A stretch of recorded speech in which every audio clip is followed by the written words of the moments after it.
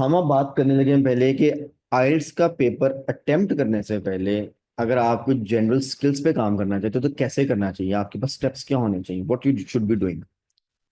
सबसे पहला जो स्टेप है आपका, माय डियर फ्रेंड्स, आप अपने एक रूटीन सेट करें कि मैंने डेली बेस पे रीडिंग करनी है। पेपर सॉल्व करने की मैं बात नहीं कर रहा हूँ। Just pick up an article and read. वैसे तो आर्ट्स में एक जनरल सी बात हम कहते हैं जी, अखबार पढ़ लें, कोई नॉवल पढ़ लें, कोई भी आर्टिकल पढ़ लें।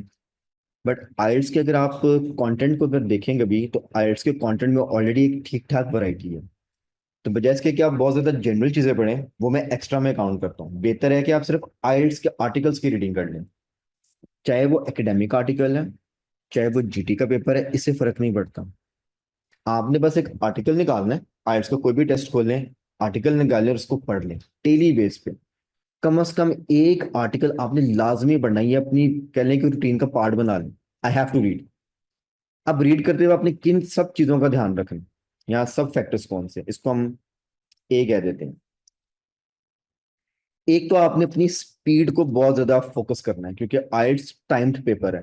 तो खुला टाइम नहीं है कि जी पेपर करके तो दे देना। उन्होंने आपको 60 मिनट्स दिए हैं और उन्होंने कहा जी इसको सॉल्व करें। तो 60 मिनट्स में अगर मैंने पेपर सॉल्व करने हैं तो पहली बात यह है कि यार मेरी स्पीड कितनी है, मैं कितनी देर में एक पैसेज को पढ़ सकता हूँ। क्योंकि आज आके आपको ऑलमोस्ट पैसेज पढ़ना पड़ता है सारा। हर लाइन में आंसर तो नहीं होता, मगर लाइंस पढ़ के आंसर तक पहुंचने के लिए आपको रीडिंग करनी पड़ती है। तो you must have speed reading. Speed reading का मतलब होता है कि आप जो भी चीज पढ़ रहे हैं उसको अपनी तरफ से जितनी आप तेज पढ़ सकते हैं आपने पढ़ना है, बट आपको समझ आना चाहिए। अब आप जब रीडिंग करते हैं, आप फोकस करते हैं कि यार अगर मैं ये पूरा पैराग्राफ पढ़ रहा हूँ तो मुझे पैराग्राफ की समझ आई है। अगर पैराग्राफ की आपको समझ नहीं आई है तो इसका मतलब है कि यहाँ तो आपने बहुत तेज पढ़ा है। और अगर आपने तेज नहीं पढ़ा, आपको लग रहा है मैंने तो बहुत आराम आराम से पढ़ा है, फिर दूसरा मसला है आपका, आपको वोकैब नहीं पता इसकी। फिर इसका मतलब है कि आपको वोकैब पे काम करना पड़ेगा। अब ये दोनों इतने इंटीग्रल पार्ट है आइल्स के पेपर के कि अगर आपकी इस चीज पे या इस स्किल पे डेवलपमेंट काम नहीं हुआ, तो आप अगर सीधा क्वेश्चंस को उठा के उसको सॉल्व करने की कोशिश करेंगे तो आप अपनी तरफ से तो तेजी करेंगे। तेज करेंगे तो समझ नहीं आएगा, स्लो जाएंगे तो टाइम खत्म हो जाएगा। और तेज ना करने की दो वजूहात होती हैं, या तो आपसे पढ़ा नहीं जा रहा स्पीड में, आपका रिदम नहीं था, आपने इस पे प्रैक्टिस नहीं की है, या आपको वोकैबलरी नहीं समझ आ रही है। आइल्स के पेपर में एक वाइड वैरायटी ऑफ टॉपिक्स आते हैं। साइंटिफिक टॉपिक्स हैं, जनरल टॉपिक्स हैं, फैक्चुअल टॉपिक्स हैं, हिस्टोरिकल टॉपिक्स हैं। तो इसका मतलब आपकी जो वोकैबलरी की वैरायटी है वो तो बहुत वाइड होनी चाहिए। तो कहाँ से इतनी वाइड वैरायटी लेके आए? इसका मतलब कि आइल्स के आर्टिकल्स ही पढ़ें, ये सबसे बेस्ट मीडियम है। ठीक है, हाँ, इसके अलावा आप न्यूज़पेपर पढ़ना चाहते हैं, नॉवेल्स पढ़ना चाहते हैं, वो आपकी एक एक्स्ट्रा एफर्ट है। Do it. बट अगर इतना टाइम आपको लगता है कि नहीं मैंने जो है मैंने लिसनिंग भी करनी है, राइटिंग भी करनी है, स्पीकिंग भी तैयार करनी है, देन इट्स बेटर बस आइल्स पढ़ लेंगे। But this is mandatory. अब स्पीड रीडिंग का मैंने आपको बताया है कि टाइमर सेट करें।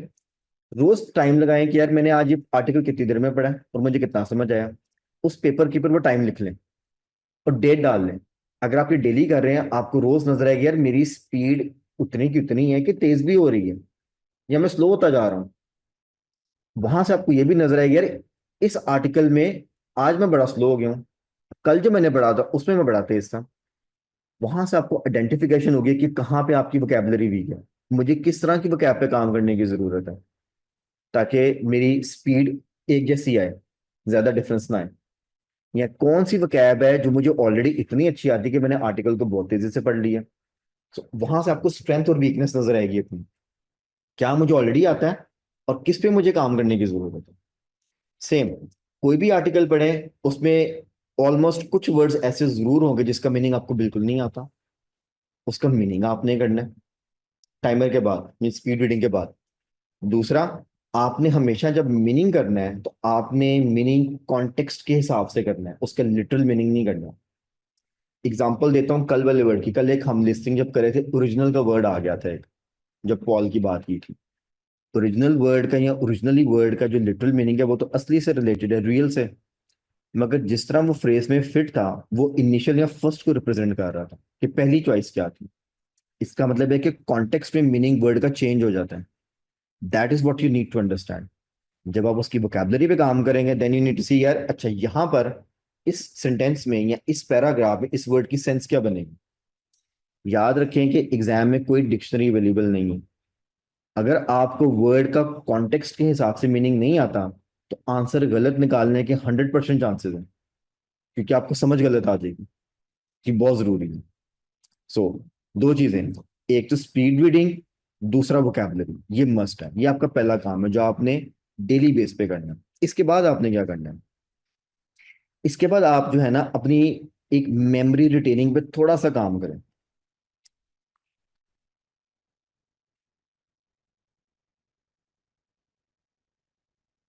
मेमोरी रिटेनिंग का मतलब होता है कि आप इस चीज को थोड़ा सा इंश्योर करें प्रैक्टिस करते हुए, जब आप ये रीडिंग्स करते हैं, कि एक लाइन को अगर आपने पढ़ा है या चंद लाइनें आपने पढ़ी हैं, 3 लाइन्स, 4 लाइन्स, 5 लाइन्स, तो उसको थोड़ा सा रिटेन कर सकें थोड़ी देर। प्रॉब्लम कहाँ पे आती है, हमने 4 लाइनें पढ़ी, हम क्वेश्चन पे गए, हमें थोड़ा सा इसका वो मैच नजर आया, मगर मुझे भूल गया मैंने भी क्या पढ़ा था। फिर मैं वापस जाता हूँ, फिर उन्हीं 4 लाइनों को दोबारा पढ़ता हूँ, और जब मैं दोबारा क्वेश्चन पे आता हूँ तो फिर मैं थोड़ा सा फिर भूल जाता हूँ, और हम कई बार एक ही क्वेश्चन को सॉल्व करने के लिए वो लाइंस को 3 to 4 या 5 टाइम्स पढ़ लेते हैं। Now that is where the time is getting wasted.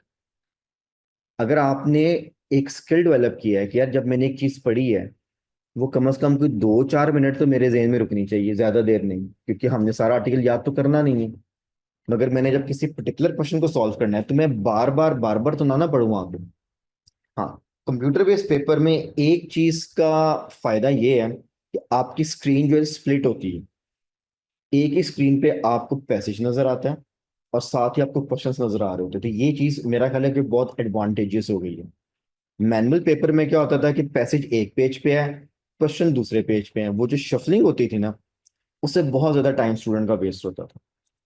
I think computer पे करने से ये एक तो फायदा हो जाएगा, मगर यहाँ पे अब एक नुकसान भी साथ हो रहा है। ठीक है, स्क्रीन रीडिंग मुश्किल होती है as compare to paper reading. उस पर आइस पे इफेक्ट आता है बहुत ज्यादा। ठीक है, तो जब आप रीडिंग करेंगे ऑब्वियसली आप करनी है आपने स्क्रीन पे, पेपर पकड़ के नहीं करनी, अब ये चीज आपने जेहन में रखनी है। दूसरा, स्क्रीन जब स्प्लिट होती है तो डेफिनेटली वो फॉन्ट का साइज दोनों पेजेस पे डिवाइडेड होगा। इवन दो आप उसको ड्रैग करके बड़ा या छोटा कर सकते हैं, बट मेरी रिकमेंडेशन है कि टेस्ट के दौरान ये ना करें। इससे आपका टाइम बड़ा वेस्ट होगा, कभी आप स्क्रीन को छोटा कर रहे होंगे, बड़ा कर रहे होंगे, एक एक्स्ट्रा काम है जो आप पंगा ले लेंगे। बेहतर है जो डिफॉल्ट सेटिंग आएगी ना, कोशिश करें कि उसके ऊपर अपनी नज़र को एडजस्ट करें, ताकि आप पढ़ सकें और साथ साथ फिर उसको रिलेट कर सकें, मगर मेमोरी रिटेनिंग पे फोकस करना है। कि जो लाइंस आप एक दफा पढ़ी हैं, क्वेश्चन पे आए हैं, क्वेश्चन एक दफा पढ़ा है आप उस पे आए हैं, आप उसको रिटेन करना सीखें। गुड। इसके बाद एक स्किल होता है उसको हम बोलते हैं वोकैब मैचिंग। ये कल हमने लिसनिंग के पेपर में भी किया था, मगर ये रीडिंग के पेपर में भी उतना ही इंपॉर्टेंट है। जो वोकैब मैचिंग होती है माय डियर फ्रेंड्स, ये अगला स्टेप है। जब आप पेपर सॉल्व करना शुरू करते हैं, ये एक स्किल है जिस पे आपने काम करना है, जिसके अंदर बेसिकली आप क्वेश्चन की वोकैबुलरी को टेक्स्ट की वोकैब के साथ आके मैच करते हैं। अभी हमने बात की कि आपके कितने टाइप्स के क्वेश्चंस हैं, कुछ एमसीक्यूज टाइप्स हैं, कुछ फिलिंग द ब्लैंक्स टाइप्स हैं, जौन सा मर्जी आप क्वेश्चन उठा के देख लें, हर क्वेश्चन में बेसिकली आप वोकैबुलरी को मैच करते हैं। अब आप जब पेपर सॉल्व कर लेते हैं, सॉल्व करने के बाद एक स्किल होता है जिसके ऊपर आराम से सुकून से बैठ के काम करना है, क्योंकि पेपर में ड्यूरिंग टेस्ट की काम 60 मिनट्स के अंदर आपने एग्जीक्यूट करना होता है, मगर सीखने के लिए आपको टाइम स्पेंड करना पड़ेगा। अब आप समझे आपने रीडिंग्स कर ली हुई हैं, आपने पेपर सॉल्व किया, आपके 13 में से कोई 6 सवाल ठीक हो गए हैं और बाकी 7-8 गलत हो गए। अब जो 7-8 गलत हुए हैं, आपने सिंगल सिंगल स्टेटमेंट को उठाना है क्वेश्चन का जो भी टाइप है, और उस स्टेटमेंट की वोकैबुलरी को अच्छे से अंडरस्टैंड करें, स्टेटमेंट में लिखा क्या होगा है। क्योंकि डेफिनेटली आपने या तो उसको गलत इंटरप्रेट किया या आपको समझ नहीं आई है, इसलिए आप गलत ट्रैक पे गए। पहले उसको देख लें, उसके कॉन्टेक्स्ट को देख लें, किसी वर्ड का मीनिंग नहीं आता उसका मीनिंग देख लें। वहां से उस लाइन को उठा के आप पैसेज में पैराग्राफ के साथ मैच करें कि जहां से इसका आंसर निकला है, की से देख के उस की के अंदर जा उस पैराग्राफ में जाके देखिए कितनी लाइंस हैं जो इस स्टेटमेंट के साथ मैच कर रही हैं, और वहां से उसकी वोकैबुलरी को इंटरप्रेट करें कि क्वेश्चन में जो एक वर्ड है वो पैसेज में कितने वर्ड्स में कन्वर्ट हुआ है, या किस वर्ड को उन्होंने पैराफ्रेज किया है, किस वर्ड को उन्होंने सिनोनिम के साथ यूज किया है, वहां से उसके ऊपर थोड़ा सा एनालिसिस करें। जब आप ये आराम आराम से करेंगे, चीजें सीख जाएंगे, पेपर में यही काम स्पीड के साथ होना शुरू हो जाएगा। ये तीन चार चीजें हैं जिसको हम स्किल डेवलपमेंट बोलते हैं, इट्स रियली इंपॉर्टेंट। मगर काम शुरू होगा सिर्फ रीडिंग से। अक्सर और स्टूडेंट कहते हैं जी रीडिंग बड़ी मुश्किल है, तो किसी भी चीज के साथ पहले यूज टू होने के लिए ना सिर्फ उसका टाइम स्पेंड करें, उसको हल करने की कोशिश ना करें, वरना वो और मुश्किल हो जाएगा आपके लिए। फिर आपका दिल नहीं करेगा रीडिंग करने का। एक बार टेम्परामेंट बना लें कि मैंने रीडिंग करनी है और बस करनी है, दैट्स इट। सॉल्व नहीं करना।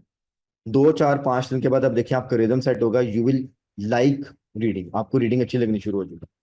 फिर आपका खुद दिल करेगा चलो यार कुछ नहीं है ना, मैं आर्टिकल ही पढ़ लेता हूँ यार। ठीक है ना, तो at the end of the day उसका एडवांटेज आपको जरूर मिलेगा 100%। जी फ्रेंड्स, यहां तक ओके है? ठीक हो गया। हम इसको थोड़ा सा प्रैक्टिस में लेके आते हैं। ये जो आर्टिकल मैंने सामने खोला है, ये ऑलमोस्ट 1 पेज आर्टिकल है, क्योंकि हम जीटी का पेपर आज सॉल्व कर रहे हैं। ठीक है, सॉल्व नहीं करना है इसको, सिर्फ पहली लाइन से लेके आखिरी लाइन तक इसको पढ़ लें। कोशिश करें कि जब आप इसको पढ़ लें तो देखिए मैंने कितने टाइम में इसको पढ़ा है वो टाइम नोट कर लें, और पढ़ते हुए जिस जिस वर्ड की समझ नहीं आएगी इसको करें अंडरलाइन। ठीक है, जैसे जैसे आप पढ़ लेंगे आपने मुझे इंडिविजुअली बताते जाना है कि आई एम डन। उसके बाद आपने इसकी वकैब पे जाना है, वो मैं फिर आपको गाइड करूंगा कि वकैब पे कैसे जाना एंड सो ऑन। ठीक है जी, just read it, read the article, solve नहीं करना, पैसेज पढ़ लें बस, फिर उस पर बात करते हैं।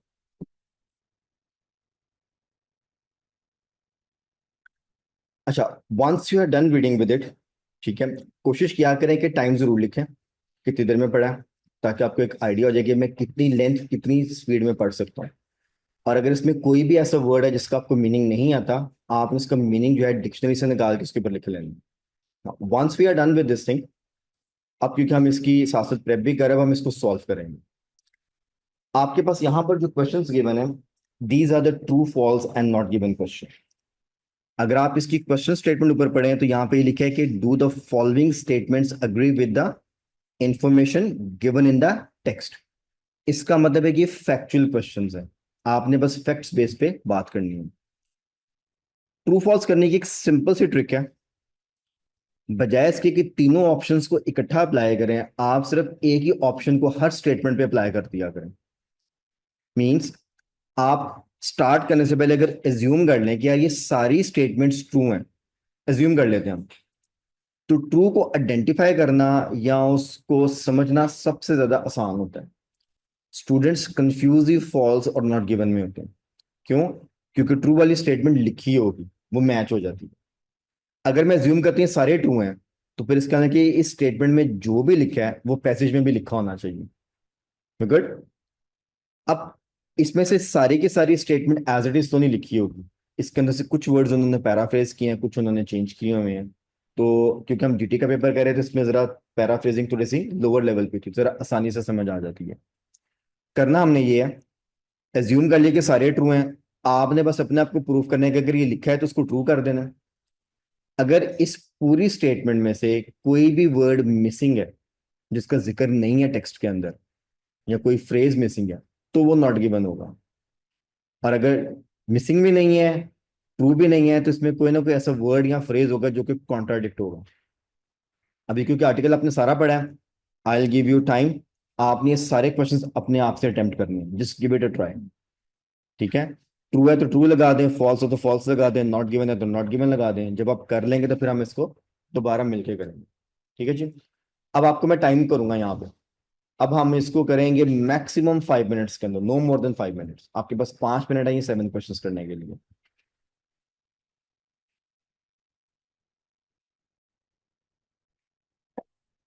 ऑलराइट जी, क्वेश्चन नंबर 1 क्या आंसर है जी? ट्रू है? Yes sir. पक्का? ओके, मुझे रेफरेंस दे सकते हैं इसका कहाँ पे लिखा हुआ है?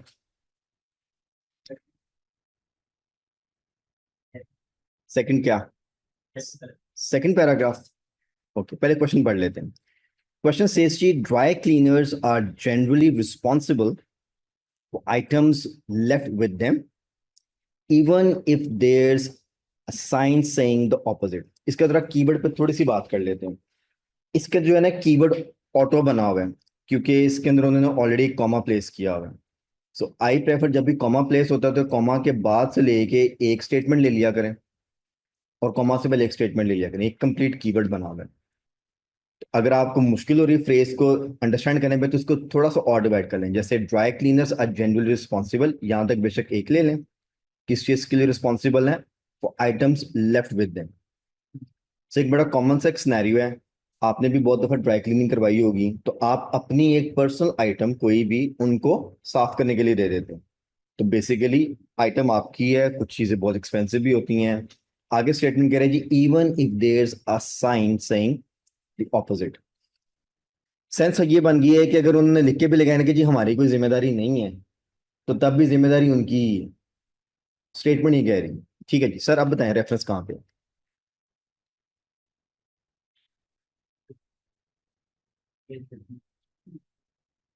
ओके जी, as per this second paragraph में लाइन नंबर सर जी,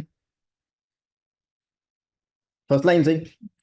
ओके, यहाँ पे वही लिखा है, even if the dry cleaning company has a sign saying they aren't responsible for items left with them, this isn't necessarily true। कि ये बात सही नहीं है। ठीक है, they can't opt out means कि वो इस चीज से अपनी जान नहीं छुड़ा सकते this responsibility just by putting up the sign. अगर आप इस सारी लाइंस पढ़ें, यहाँ पे क्लियरली लिखा है कि साइन लगा है या नहीं लगा, जिम्मेदारी उनकी ही है। ठीक है, अब यहाँ पे वोकैब क्या उन्होंने चेंज की है। आपके क्वेश्चन में लिखे है even if sign saying the opposite. Opposite का मतलब है अगर साइन उलट बात कर रहा है। यहां पे उन्होंने उसको वैसे लिखा है, sign saying they aren't responsible. अब इन्होंने ट्विस्ट सिर्फ ये किया कि यहाँ पे उसको सीधा सीधा लिख दिया, क्वेश्चन में इसको बस उन्होंने थोड़ा सा उलट फॉर्म में लिखा हुआ है, जिसको हम कहते हैं, मेरे जहन से वर्ड निकल गया, अभी आएगा आपको बता देता हूँ। उलट फॉर्म में लिखने को और एक वर्ड यूज करते हैं, रिबर्टल में लिखा हुआ है, रिवर्स फॉर्म में लिखा हुआ है, रिवर्ट किया हुआ है इसको। ठीक है, सो बेसिकली वहां पे लिखा है कि साइन सेइंग द ऑपोजिट, यहाँ पे लिखा है साइन सेइंग दिस, तो वो ऑपोजिट और सेइंग के साथ उन्होंने इसको मैच किया, बट इंफॉर्मेशन सेम है। ट्रिक इसमें सिर्फ ये है कि आपने सेंस मैच करनी होती है। अब जैसे हमने थोड़ी देर पहले बात की कि अगर आप रीडिंग करके अपना एक स्किल डेवलप कर लेते हैं, आपको रीडिंग करके लाइंस की समझ आती है, आपको उसकी पैराफ्रेजिंग की समझ आती है, तो जैसे ही आप क्वेश्चन की वोकैब मैच करेंगे आपको फौरन फौरन आंसर मिलेगा। मगर अगर मैंने अपने स्किल पे काम नहीं किया हुआ, वैसे वो कैब नहीं डेवलप की, तो फिर जब भी मैं पढ़ूंगा मुझे सोचने में टाइम लगेगा, मुझे समझने में टाइम लगेगा, और वहीं पे हम डाउट में जाते हैं फिर कि लिखा है क्या, लिखा है कैसे लिखा है। इसी स्किल डेवलप्ड है, क्वेश्चन टेक्निक पे आप जल्दी से काम कर सकते हैं। ऑल राइट, अब मुझे क्वेश्चन नंबर 4 का आंसर बताएं। 4 का क्या आंसर है? इसका भी ट्रू है, पक्का? ऑल राइट, क्वेश्चन सेज जी, नंबर 4 की बात कर रहे हैं, it may be possible to get support for your complaint. यहां तक एक कीवर्ड बना लेते हैं, किससे? From a dry cleaners trade association. यहाँ पे जो क्लीनर्स है इसके साथ जो अपोस्ट्रोफी लगा हुआ है वो एस के बाद है। अगर एस से पहले लगा होता तो सिंगलर की बात करते, अगर एस के बाद लगा है तो हम सारे ड्राई क्लीनर्स की बात कर रहे हैं। कि किसी भी ड्राई क्लीनर के साथ अगर आपको कोई कंप्लेंट है, आप वो उनके ट्रेड एसोसिएशन से कर सकते हैं, उनसे सपोर्ट ले सकते हैं। ठीक है जी, अगर आप कह रहे हैं ट्रू है तो ये स्टेटमेंट मुझे मैच करो है, पैराग्राफ में कहाँ लिखी है? जी सर, बुलेट पॉइंट में कौन सा बुलेट है, पहला कि दूसरा? First bullet. ऑल राइट, हम बुलेट पढ़ने से पहले इसकी जो ऊपर कैप्शन है वो पढ़ लेते हैं यहां से। If the dry cleaner refuses to compensate you or they offer you too little, try the following steps। अगर उनके साथ आपके डायरेक्ट कोई मामला सेट नहीं हुए तो फिर आपने क्या करना है? If the dry cleaner is a member of trade association, हमारा कीवर्ड मैच हो गया, such as UK fashion and textile association. अब ये उन्होंने एक्स्ट्रा इंफॉर्मेशन डाली है जो कि क्वेश्चन में नहीं है, उन्होंने एग्जांपल दी है। इसका मतलब है कि एक से ज्यादा ट्रेड एसोसिएशंस होंगी। You can pass your complaint to them. ये देम कौन है? एसोसिएशन, परफेक्ट हो गया। And they may be able to help you, और इसी तरह यहाँ पे जो दे है ये भी ट्रेड एसोसिएशन ना। इसी चीज को हम कहते हैं कि आप जब स्टेटमेंट पढ़ते हैं आपको रिलेट करना आना चाहिए कि देम, दे, देयर किसको रिप्रेजेंट कर रहे हैं। तो क्लियरली स्टेटमेंट पता लग रही है कि अगर आपका ड्राई क्लीनर के साथ कोई सेटिंग नहीं बन रही है, आप उनकी एसोसिएशन के पास जाएं तो वो फिर आपको हेल्प करेंगे। क्वेश्चन में भी लिखा है कि आप सपोर्ट ले सकते हैं, यहां पर भी लिखा है कि आप उनको कंप्लेंट कर सकते हैं।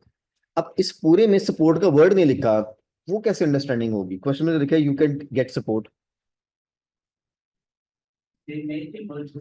दे may able to help you, perfect हो गया ना।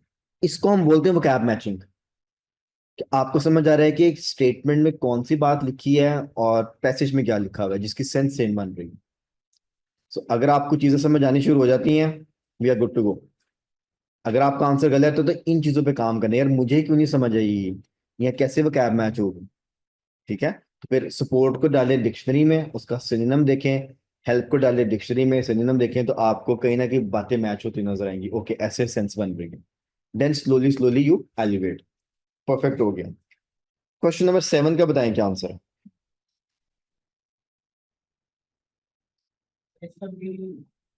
पहले आंसर बताएं। सब एग्री हैं? ट्रू है? नहीं है? क्या आंसर है इसका? आंसर नो है, फॉल्स। ठीक है।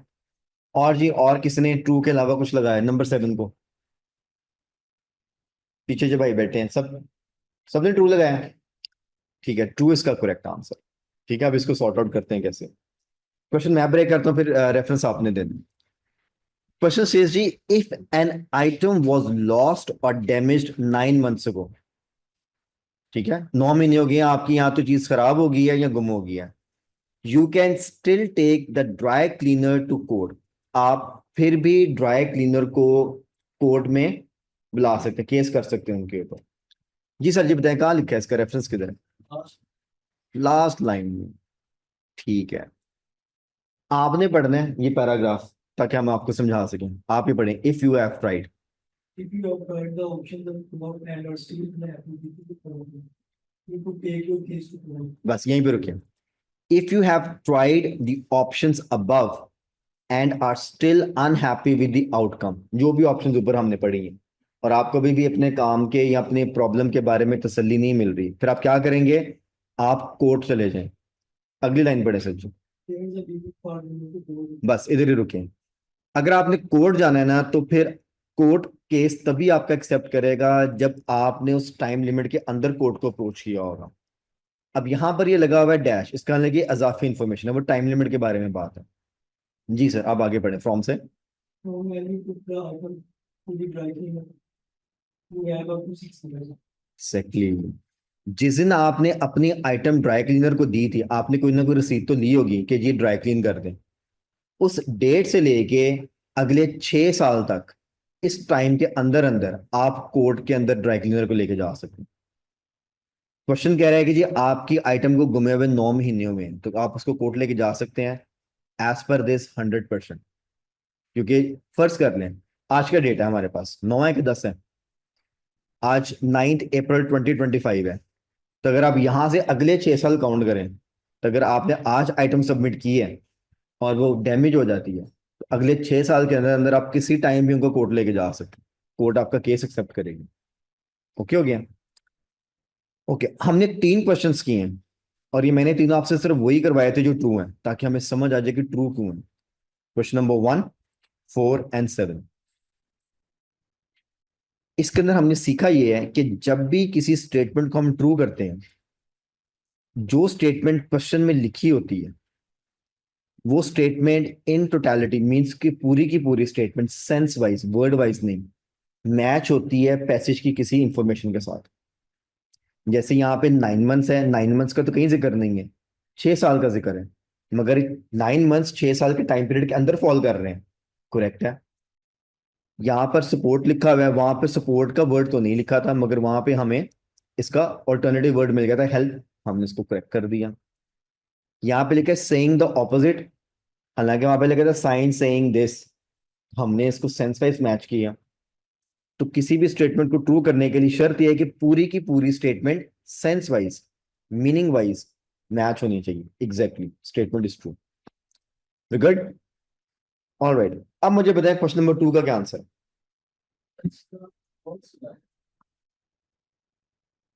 और anybody else? Number 2 false. False is the correct answer. अब पहले इसका कीवर्ड बनाएंगे और इसको मैच करेंगे, और अब हमने साथ साथ डिफरेंस भी निकालना है कि ट्रू और फॉल्स में फर्क क्या होता है।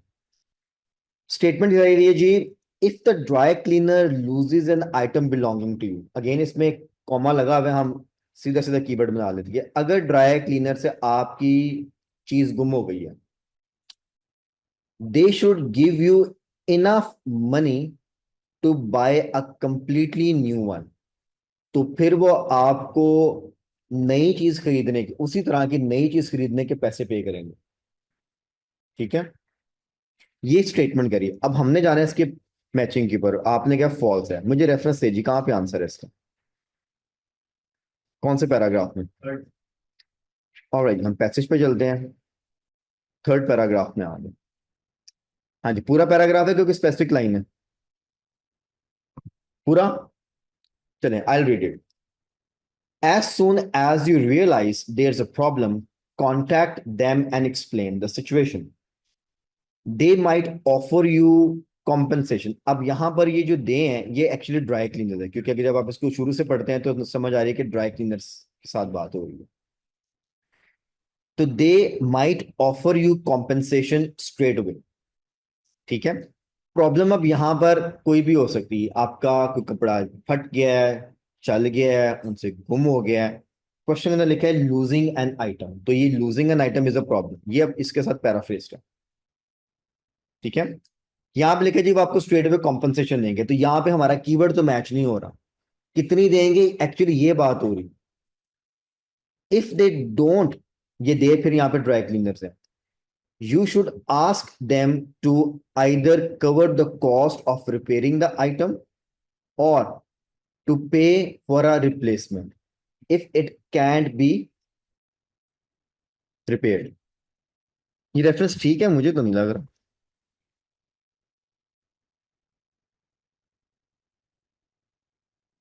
आई डोंट थिंक सो जो आप कह रहे हैं। और बताए कोई और रेफरेंस है? फोर्थ पैराग्राफ डन हो गया है।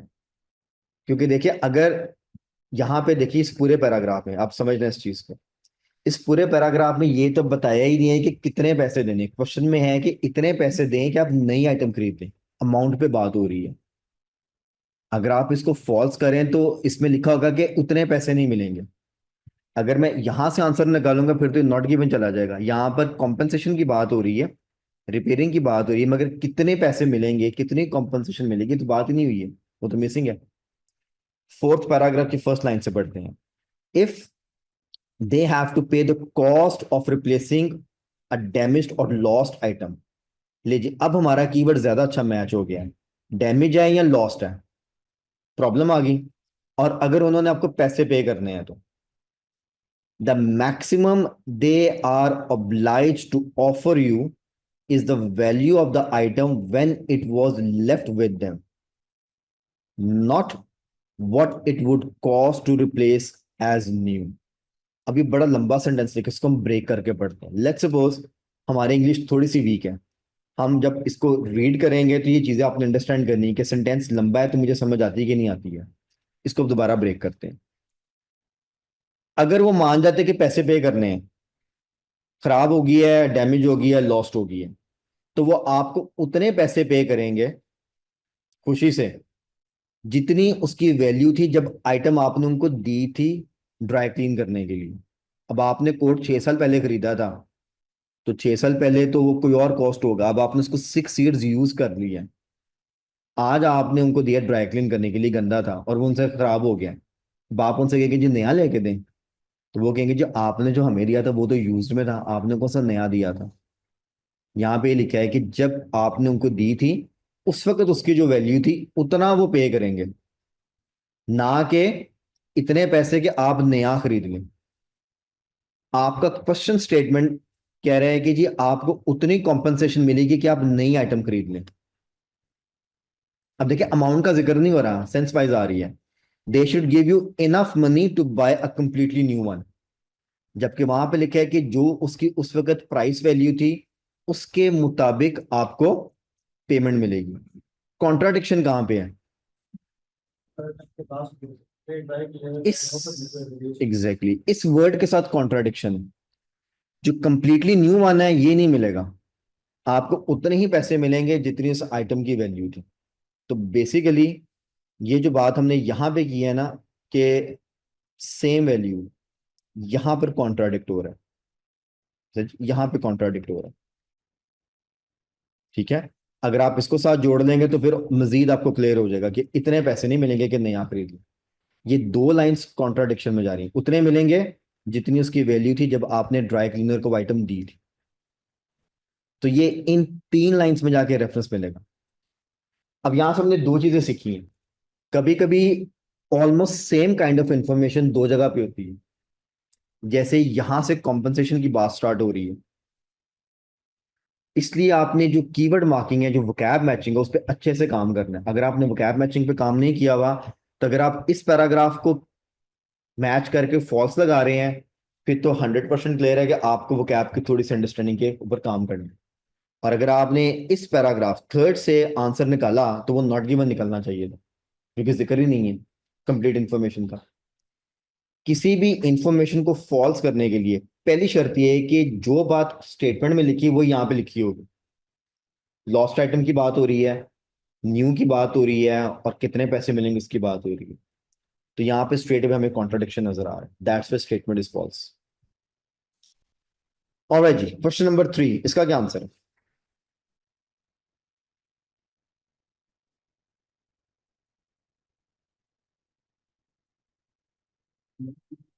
फॉल्स है? चले आप बताएं। आंसर इसका फॉल्स है, that's correct, number 3 is false. मैं इसका कीवर्ड बताता हूं सर जी, रेफरेंस आपने देने। क्वेश्चन सेज जी, if you have the receipt of a damaged item, the company should refund the amount you originally paid for it. ठीक है, इसके मुताबिक है कि अगर आपके पास रसीद है डैमेज्ड आइटम की, मींस के लेट्स सपोज कोट की एग्जांपल ले लेते हैं। मैंने कोट खरीदा था, मेरे पास कोट की रसीद पड़ी जब मैंने खरीदा था। फॉर एग्जांपल मैंने 10,000 का खरीदा था।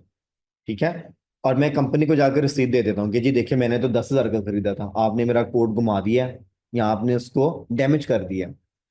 तो according to this statement, company रसीद दे के आपको पैसे दे देगी originally. The company should refund the amount you originally paid for it. इसका मतलब भी वही है जो भी हमने ऊपर वाली स्टेटमेंट की है, कि जितने का आपने खरीदा था ना नया, उतने ही पैसे आपको मिलेंगे। अब हमने देखना है कि ये बात लिखी कि नहीं लिखी है। जी सर, रेफरेंस दें प्लीज।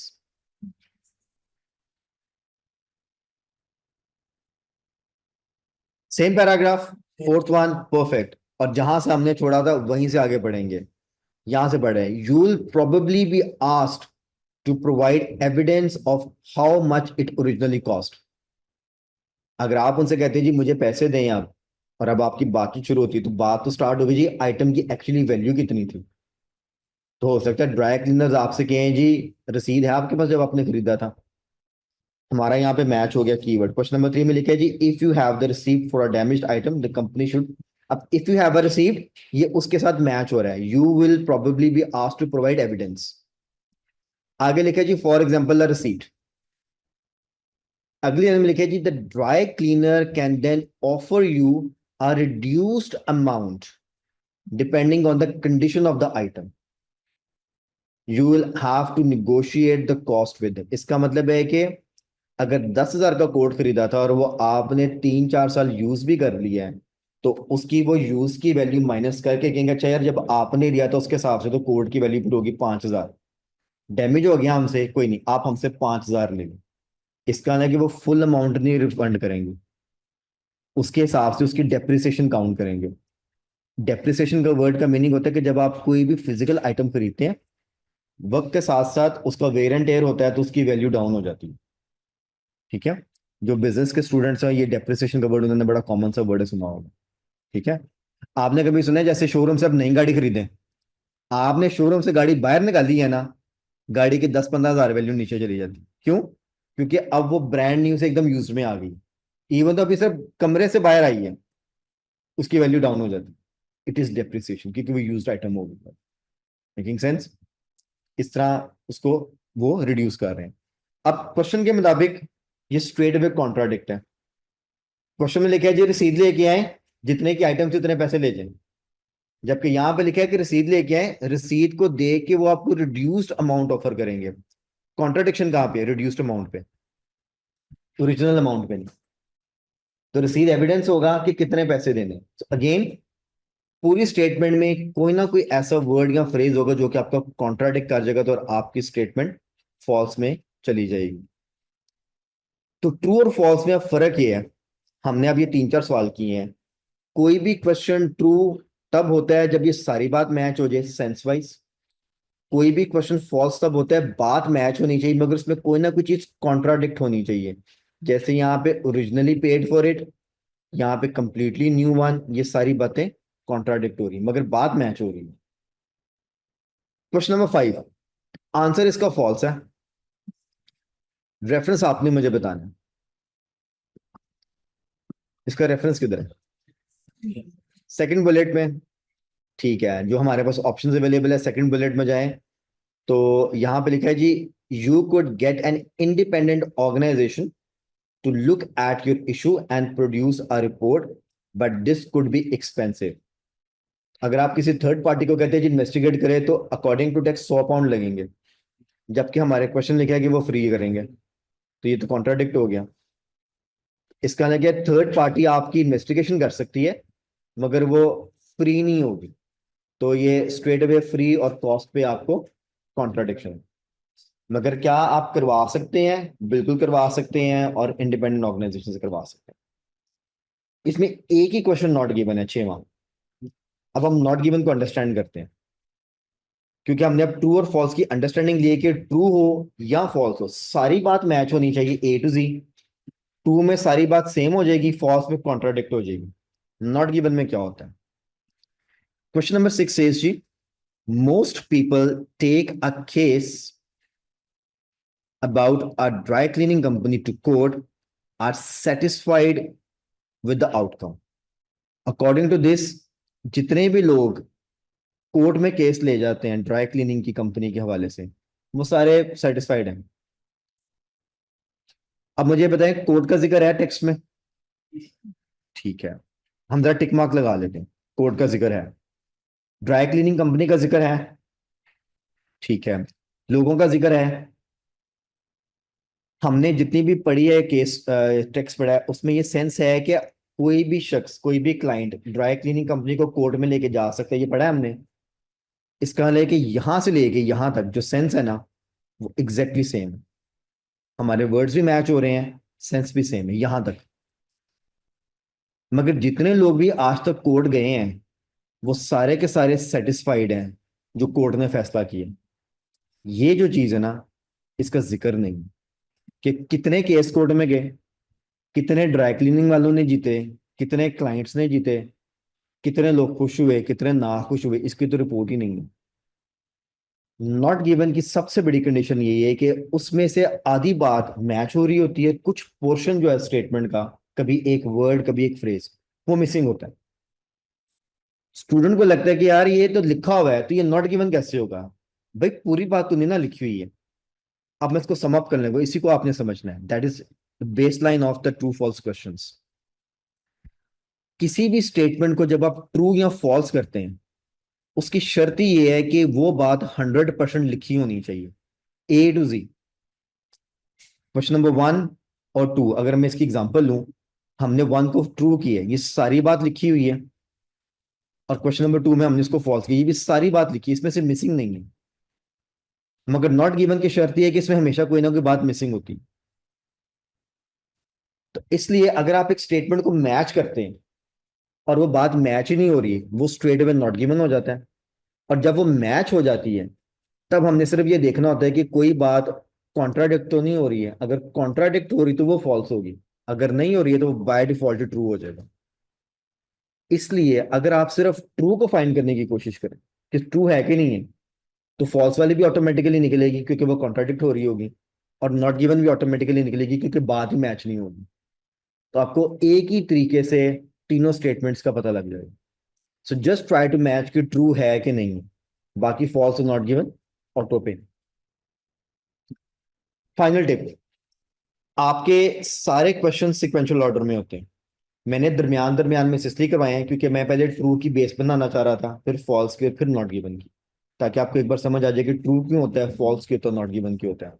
तो क्वेश्चन सारे सीक्वेंस में होते हैं, एक मिल गया उसके बाद अगले अगले पैराग्राफ में जाते जाए, सारे मिलते जाए। हाँ जी, we go on this one. ठीक हो गया। हमेशा सारे पैसे में सारे क्वेश्चन होगा या सर जस्ट इसी में होगा? नहीं नहीं सर, सब में होगा।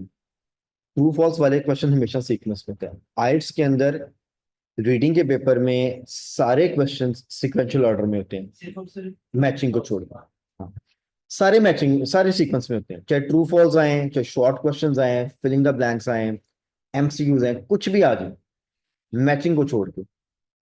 मैचिंग नहीं होते हैं सीक्वेंस में, बाकी सब मैचिंग में होते हैं और सीक्वेंस में होते हैं। आगे आएंगे, हम करते हैं अभी इसको। और जी अगले पैसेज पे हैं। Groups of readers and writers. ये रही आपकी मैचिंग आ गई जो अभी आप बात कर रहे थे। ये वाले क्वेश्चन आपके सीक्वेंस में नहीं होते। अब इस क्वेश्चन का ट्रिक ये है, आपने बस ये बताना है कि ये स्टेटमेंट किस पैराग्राफ में, इसीलिए मैचिंग में आ ही नहीं सकते, क्योंकि अगर सीक्वेंस में होंगे तो एक निकाला बाकी तो सीक्वेंस में आ जाएंगे। याद ये रखना है कि जब ये स्पेशल इंस्ट्रक्शन आती है, आप ऑप्शंस को रिपीट कर सकते हैं। आपके पास जो ऑप्शन है वो आपके पैराग्राफ में ए टू एफ, इसलिए जब भी मैचिंग वाले क्वेश्चंस आते हैं, वो आपके पैराग्राफ को लेबल कर देता है खुद से एग्जाम के अंदर। अब आपके पैराग्राफ्स आपके ऑप्शंस हैं, क्वेश्चंस आपके यहां पे गिवन है, और हम किसी भी ऑप्शन को मल्टीपल टाइम्स यूज कर सकते हैं। दूसरी बात, ये क्वेश्चंस कभी भी सीक्वेंस में नहीं होते हैं क्योंकि हमने पैराग्राफ ही मैच करने हैं। अब ये ट्रू फॉल्स से डिफरेंट है, आपने इसमें साबित नहीं करना कि स्टेटमेंट सही है कि नहीं है, यहाँ पे आपने बताना है कि इसका जिक्र है कि नहीं जिक्र है, रेफरेंस की बात हो रही है। अगेन इसकी टेक्निक ये है, सिंपल एज दैट, आपने इन सारों को पढ़ना है। सॉरी, इन सबके कीवर्ड्स बनाने हैं, और उसके बाद पैराग्राफ को सीक्वेंस से पढ़ना शुरू कर देना। सबसे पहला पैराग्राफ पढ़े, और जब आपने क्वेश्चंस पढ़ लिए होते हैं तो आपने बस देखना है कि उन 7-8 क्वेश्चंस में से कौन सा क्वेश्चन इसके अंदर मैच कर रहा है। अगर एक मैच कर रहा है तो एक के साथ ए लगा देंगे, अगर दो कर रहे हैं तो दो के साथ ए लगा देंगे। और अगर आपको डाउट है, आपको कंफर्म नहीं हो रहा, तो उसको फिलहाल होल्ड कर लें, आगे पढ़ना शुरू कर दें। हो सकता है किसी अगले पैराग्राफ में जाके कोई स्टेटमेंट मैच हो जाए। मैं स्टेप्स रिवाइज कर रहा हूँ। पहले क्वेश्चंस पढ़ें सारे, सबका कीवर्ड बना लें, उसके बाद आके सिर्फ एक पैराग्राफ पढ़ें और जाके उसको मैच करें क्वेश्चंस के साथ। हो गया, उसके बाद फिर दूसरा पैराग्राफ पढ़ें, फिर मैच करें क्वेश्चंस के साथ। तो पैराग्राफ एक एक करके पढ़ना है, क्वेश्चंस को आपने एक साथ पढ़ना है। गुड, ठीक है जी। इसके अंदर भी आपको मैक्सिमम टाइम मिलेगा 5 to 7 minutes, no more than that. जैसे ही कर लें आपने मुझे बता देना है, फिर हम उसको एक ही बार डिस्कशन करेंगे।